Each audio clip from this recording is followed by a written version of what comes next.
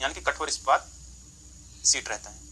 ठीक, तो 30 का यहाँ पर भी आंसर करेक्ट हो जाएगा। अब देखिए दोस्तों अगला क्वेश्चन है हमारा 32 नंबर का कि what is the purpose of split provided in the lapping tool. Lapping tool में प्रदान किया गया स्प्लिट का उद्देश्य क्या होता है। तो देखिए लैपिंग टूल में प्रदान किया गया जो स्प्लिट रहता है उसको प्रयोग करने का जो मेन उद्देश्य रहता है वो रहता है फॉर एक्सपेंशन, यानी कि विस्तार करने के लिए हम लोग लैपिंग टूल में स्प्लिट का प्रयोग करते हैं। ठीक, 33 नंबर का क्वेश्चन यहाँ पर कह रहा है कि what is the name of the operation. चित्र में ये जो आपको ऑपरेशन दिख रहा है ये कौन सा ऑपरेशन है। देखिए दोस्तों ये जो आपको ऑपरेशन है ये ऑपरेशन हमारा कहलाता है lapping larger diameter, lapping large diameter. ठीक, तो देखिए 34 नंबर क्वेश्चन है what type of abrasive are used in honing cast iron and non ferrous material. तो कास्ट आयरन और अलाव मटेरियल की होनिंग करने के लिए किस प्रकार के हम लोग एब्रेसिव का उपयोग करते हैं। जिसके लिए हम लोग जो एब्रेसिव यूज करते हैं वो रहता है हमारा सिलिकॉन कार्बाइड। तो 34 यहाँ पर सी आंसर करेक्ट हो जाएगा सिलिकॉन कार्बाइड। देखिए 35 नंबर का क्वेश्चन यहाँ पर कह रहा है which method of surface hardening the surface remains free from scales. Surface hardening के किस विधि में सतह स्केल मुक्त होती है। तो जिसमें सतह स्केल मुक्त होती है वो रहता है हमारा इंडक्शन हार्डनिंग। तो सरफेस हार्डनिंग के इंडक्शन हार्डनिंग विधि में सतह स्केल से मुक्त होती है।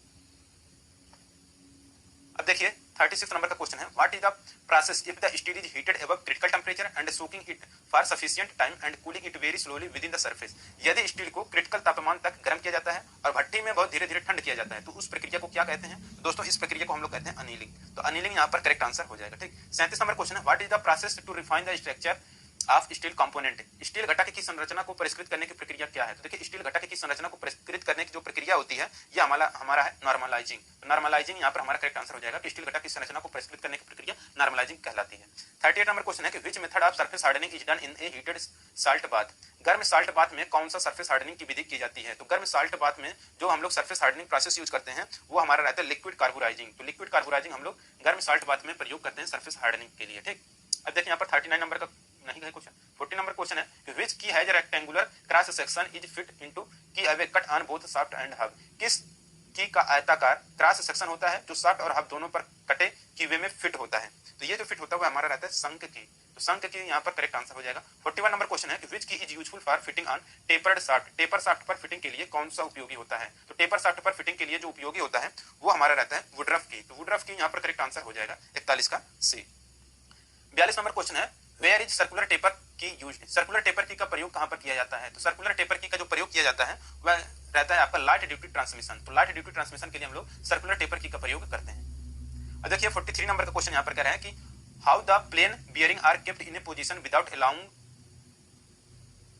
Them to rotate along with the shaft. Shaft के साथ घूमने की अनुमति दिए बिना प्लेन बियरिंगों को जैसे कैसे पोजीशन में रखा जाता है। By clamp, by bolt and nut, by key or screw, by locking device. तो शाफ्ट के साथ घूमने की अनुमति दिए बिना प्लेन बियरिंगों को जिस पोजीशन में हम लोग रखते हैं वो रहता है की या स्क्रू द्वारा। बाय की या स्क्रू यहाँ पर करेक्ट आंसर हो जाएगा। 44 नंबर क्वेश्चन कह रहा है कि what is the name of the key. चित्र में ये जो आपको की दिख रहा है ये कौन सा की है।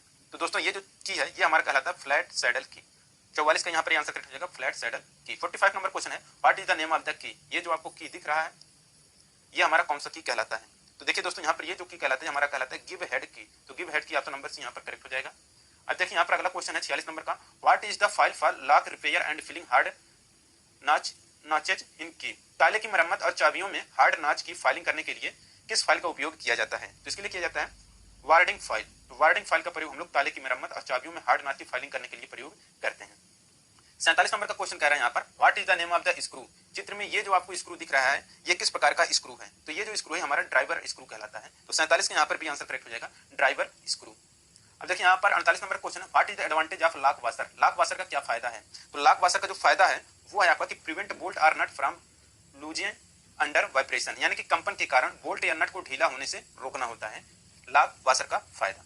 अब देखिए 49 नंबर का क्वेश्चन है what is the name of the screw driver. चित्र में ये जो आपको स्क्रू ड्राइवर दोनों दिख रहा है ये किस प्रकार का स्क्रू ड्राइवर है। देखिए दोस्तों ये जो आपको स्क्रू ड्राइवर दिख रहा है ये हमारा कहलाता है ऑफसेट स्क्रू ड्राइवर। तो ऑफसेट स्क्रू ड्राइवर है यहाँ पर देख सकते हैं एक यहाँ पर है तो इसका एक इस डायरेक्शन से यहाँ पर इस डायरेक्शन में है तो हमारा ऑफसेट स्क्रू ड्राइवर कहलाता है। 50 नंबर का क्वेश्चन यहाँ पर कह रहा है कि what is the name of the locking device. ये जो आपको लॉकिंग डिवाइस दिख रहा है यहाँ पर आप लोग देख सकते हैं ये किस प्रकार का लॉकिंग डिवाइस है। तो ये जो आपको लॉकिंग डिवाइस दिख रहा है ये हमारा कहलाता है स्प्रिंग वाशर।